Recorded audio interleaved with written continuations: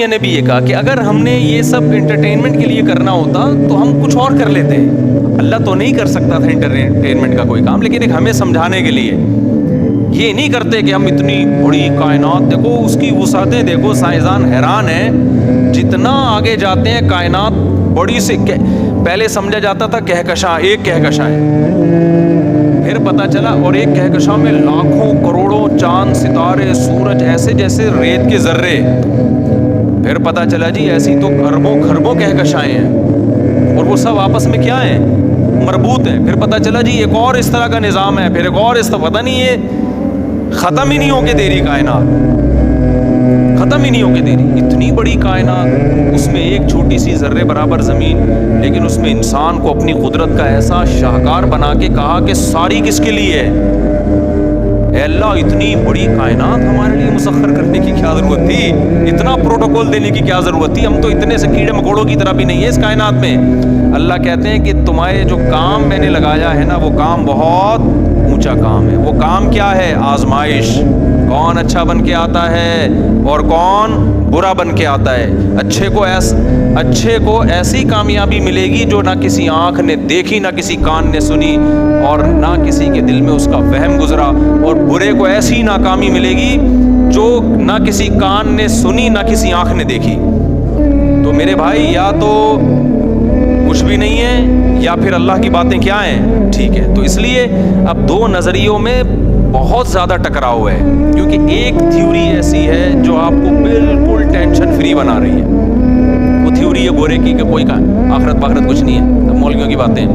وہ آپ کو کیا کر رہی ہے, بالکل ٹینشن فری. ابا اولڈ ہاؤس, ابا ہے ہی نہیں, ابا ان کے یہاں تو ابا ہی نہیں ہے نا بھائی. اتنا ٹینشن فری کہ ابا تو جب شادی ہوگی تو ابا ہوں گے نا, بغیر شادی کے پیدا ہو گئے تو ابا ہوتے بھی ہیں نہیں بھی ہوتے, یہ بھی ٹینشن نہیں لینی. بس سائنسی ترقی کرو, آپ چیزیں ایجاد کرو, بم پھاڑو, مریضوں کا علاج کرو, شوگر کی میڈیسن ایجاد ہو گئی, کورونا کی ویکسین ایجاد ہو گئی, لائف کو انجوائے کرو, پیسے کماؤ اور مر کے چلے جاؤ. وہ الگ بات ہے انجوائے کر نہیں پا رہے ہیں کیونکہ فطرت سے بغاوت کر لی نا.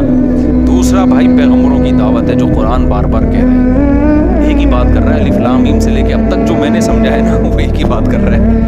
آخرت ہے, موت کے بعد زندگی ہے, اس کائنات کو میں نے پیدا کیا ہے, خود بخود پیدا نہیں ہوئی ہے. کبھی کیا مثال ہے, کبھی کیا مثال ہے, کبھی جانوروں کی مثال ہے, کبھی جناب گھوڑے کی مثال, کبھی خچر کی مثال, کبھی گائے بھینسوں کی مثال, کبھی انار کی مثال, کبھی انگور کی مثال. کوئی مثال اللہ نے قرآن میں چھوڑ, مکھی اور مچھر کی مثال. ان اللہ لا یستحی ان یضرب مثلا ما بعوضا, اللہ مچھر کی مثال بیان کرتے ہوئے شرماتا نہیں ہے. شرم اس چیز پہ آتی ہے جو گھٹیا چیز کی مثال دی جائے. اللہ کہتے ہیں یہ مچھر دیکھنے میں گھٹیا لگتا ہے, لیکن ذرا اس پہ ریسرچ کرو تو تم کہو گے جس نے بنایا ہے وہ بڑا صاحب کمال ہے. آپ کو پتہ ہے مچھر کے اتنے سے سر میں 100 آنکھیں ہوتی ہیں, 100 ڈیجیٹل کیمرے لگے ہوئے ہیں. ایک ڈیجیٹل کیمرہ خود نہیں بن سکتا, اتنی سی کھوپڑی میں 100 کیمرے کیسے فٹ ہو گئے؟ یہ ارتقاء کے نتیجے میں ایوالو ہو کے نہیں ہوئی. یہ ایک ڈیجیٹل کیمرہ ایوالو ہو کے وجود میں آیا اب تک؟ ابے کہیں وہ پڑا ہوا تھا پلاسٹک اور لوہا شوہا پڑا ہوا تھا اور ریت پڑی ہوئی تھی تو پگھل پگھل کے نا کروڑوں خربوں سال میں کیمرہ وجود میں آ گیا. کبھی کہا سائنسدان نے ایسی کوئی پھینکی؟ یار ابھی تم ہنس رہے ہو, جب یہ یونیورسٹی میں جب کوئی پروفیسر پھینک رہا ہوتا ہے تو تمہیں اس وقت ہنسی نہیں آتی.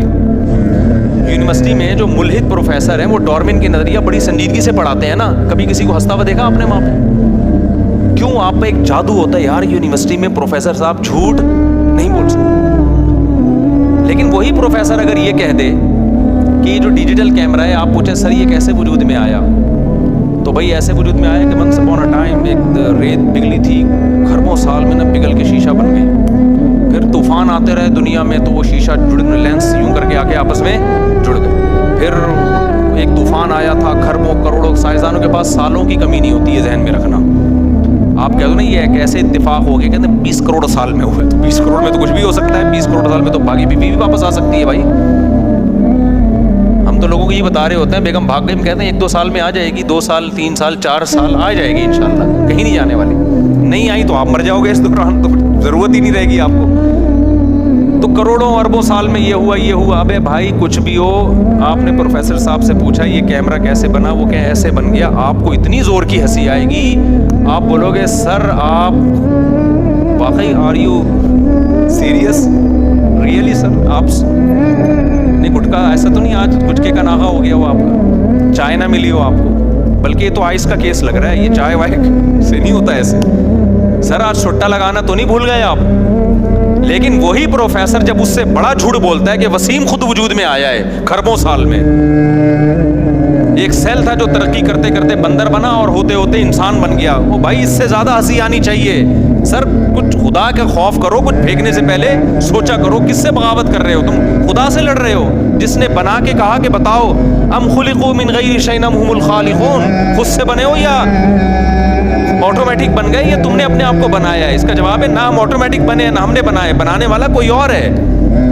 ये तो बड़ा जबरदस्त लतीफा है कि ऑटोमेटिकली वजूद में आ। और डार्विन के नजरिए को जो मानते हैं ना, आपने तो सिर्फ इतना सा नजरिया पढ़ा है, जरा आप उसकी डिटेल में जाओ तो लतीफों की पूरी किताब बन सकती है, वो पूरी लतीफों की किताब। ये चीते पे इतने खूबसूरत डिजाइन कैसे बन गया? कहते हैं ये ऐसी जगह बैठा करता था कि सूरज की रोशनी जो है ना वो छन के आती थी, कई साल तक ये चीज़ उसकी जीन्स में शामिल हो गई, तो जहाँ जहाँ रोशनी लगती थी वो ब्लैक हो गई, जहाँ जहाँ रोशनी लगती वो वाइट हो गई।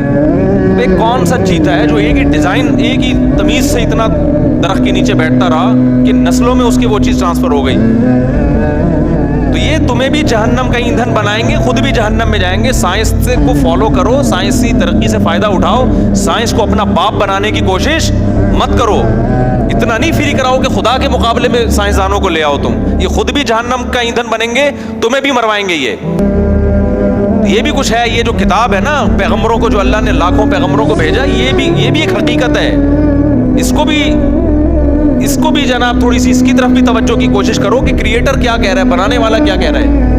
तो बनाने वाला कह रहा है वमा खलक़नस समा वल अर्द वमा बैनहुमा लाइबीन, हमने इस कायनात को खेल तमाशे के लिए पैदा नहीं किया, आजमाइश है इंसान की। तो आगे अल्लाह कुरान में क्या फरमाते हैं, बल नक़ज़िफ़ु बिल हक़्क़ि अलल बातिल, अल्लाह कहते हैं हम हक को बातिल पे दे मारते हैं, ठीक है ना? तो बातिल नजरियात पे हक को क्या करते हैं? दे मारते हैं। फ़यदमग़ुहु, और हक उस बातिल का दिमाग बाहर निकाल देता है। ये एक मुहावरा है, जैसे कोई बंदा चिपक गया हो, आप जान ना छोड़ रहा हो, तो आप क्या कहते हैं, यार इसको 2 लात मार या इसके सर पे घूंसा लगा और इसकी खोपड़ी है ना दिमाग बाहर निकाल दे। क्या मतलब? इसे पनपने के काबिल मत छोड़, इसको ऐसा छोड़ ही नहीं कि ये दोबारा यहाँ का रुख करे। अल्लाह कहते हैं अपनी तारीफ कर रहा है खुदा कि मैं जब कुरान में अपने होने के, अपनी तौहीद के और आखिरत के दलाइल बयान करता हूँ, ये दलाइल ऐसे नहीं है कि हक जाके बातिल को समझाना शुरू करे और कहे कि एक्सक्यूज़ मी सर, अब हक आ गया है, अब आपके लिए यहाँ ठहरने की जगह नहीं है, आप तशरीफ़ ले जाना चाहते हैं तो ले जाएं, नहीं ले जाना चाहते तो आपकी मर्ज़ी है। अल्लाह कहते हैं हमारे दलाइल ऐसे नहीं होते। नक़ज़िफ़ु बिल हक़्क़ि अलल बातिल, हमारा स्टाइल ये होता है कि हक को उठा के बातिल की खोपड़ी पे मारा और उसके भेजा निकाल दिया बाहर। ऐसे दलाइल है, नहीं आ रही समझ में तो फिर जैसे चल रहे हो वैसे ही चलते रहो। ऐसे दलाइल हैं कुरान के कि उठा के, वो एक बुलहित फेंक रहा था लंबी लंबी कि ज़रूरी नहीं है इस कायनात को खुदा ने बनाया हो सकता है कोई और सैयारा हो जहाँ कोई बड़े बड़े साइंसदान बैठे हों, पूरा सेटअप चला रहे हों। अबे वो साइंसदान किसने बनाए फिर? कोई ना कोई आखिर में ज़ात तो ऐसी आएगी जो सबब की मोहताज नहीं है, जो खुद बनाने में किसी और की मोहताज नहीं है, वो मखलूक नहीं है, वो खालिक है। तो ऐसा खुदा से, क्योंकि मसला सारा ये खुदा को मानने से मसाइल बहुत खड़े हो जाते हैं। खुदा को मानना पड़ा तो फिर शराब छोड़नी पड़ेगी, फिर ज़िना छोड़ना पड़ेगा, फिर ख़ानदानी निज़ाम को प्रोमोट करना पड़ेगा, फिर 2 बच्चे ही अच्छे वाला फ़लसफ़ा नहीं चलेगा, फिर तो जुर्म हो जाएगा ये कि जिस खुदा ने माँ की छातियों में दूध पैदा किया वो तीसरे पे भी पैदा करता है, रिज़्क़ उसके हाथ में है। बहुत सारी चीज़ें चेंज करना पड़ेंगी, नमाज पढ़नी पड़ेगी, ज़कात देनी पड़ेगी, सदक़ात व खैरात करने पड़ेंगे, बहुत कुछ है आगे। तो जैसे पूरी शरीयत की एक तफसील है, तो इंसान ने बेहतरीन रास्ता तैयार किया, निकाला कि यार अल्लाह को डिक्शनरी से निकालो और लाइफ को क्या करो, एंजॉय करो। फिर कोई छुट्टा लगा रहा है सुकून हासिल करने के लिए, कोई बोतलें पी रहा है, बिल आखिर मरता बेसुकूनी में ही है। मैंने खुदा की कसम दोनों तबकों को देखा है, लिबरल लोगों में भी मैं रहा हूँ, मौलवियों में भी। आप मौलवियों को जितने आप मर्जी बुला कहो ना, मैंने टेंशन फ्री मौलवी ही देखे हैं। टेंशन देते बहुत हैं, फतवा लगा के ना, ये दार इस्लाम से खा रहे, टांगे चौड़ी करो, पतली करो, अगले के पास जाओगे रफुल दैन करो, क्या रफुल दैन नहीं करो। टेंशन क्या कर रहे हैं? पार्सल, खुद नहीं लेते टेंशन। लोग थक जाते हैं ना यार, वो कह रहे तलाक हो गई है, वो कह रहे नहीं हुई है, वो कह रहे ये टांगे ऐसे करो, वो कह रहे ऐसे करो। तो पब्लिक तो आती है टेंशन में, लेकिन खुद मैंने मौलवी को कभी टेंशन में नहीं देखा। खैर ये अच्छी बात नहीं है दूसरों को टेंशन देना। खुदकुशी का रेशो बताओ मौलवियों में नजर आया कहीं आपको? हालांकि तनख्वाहें क्या होती हैं थोड़ी थोड़ी। मैं जब यहाँ आया ना 2007 में मेरी 4,500 तनख्वाह थी यहाँ पे, 2-3 साल तक 4.5 रही है। मुझे बोला भी नहीं मैंने, कहा यार कुछ खुदा का खौफ करो यार, 4.5 में तो 2-3 गुटके के अलावा कुछ भी नहीं आता, फिर भी हम खुश थे। 2 बेगमें थी हमारी। ये मस्जिदों की तनख्वाहों के हालात हैं। तनख्वाह के इजाफे पर बयान भी नहीं करता था कि लोग समझेंगे ये अपने बारे में कर रहे हैं। तो ऐसे ऐसे हालात हैं। लेकिन याद रखो हर फील्ड में दो किस्म के लोग होते हैं। मौलवियों में जहाँ 1 नंबर है 2 नंबर भी हैं, तो सारे मौलवी अच्छे नहीं होते। जैसे डॉक्टरों में 2 नंबर 1, मैं बता दूं कि वो असल में मौलवी होते नहीं है, वो 2 नंबर लोग मौलवियत का लेबल लगा लेते हैं। इस फील्ड में करप्शन भी बहुत है। मस्जिदें बिक रही हैं बाकायदा। अबे 5 करोड़ की तू ये मस्जिद ले ले, तो क्या मतलब 5 करोड़ की क्यों ले रहा है अपने? उसका पता है कि 5 करोड़ की मस्जिद में फिर जो चंदा आएगा वो 6 करोड़ का आएगा।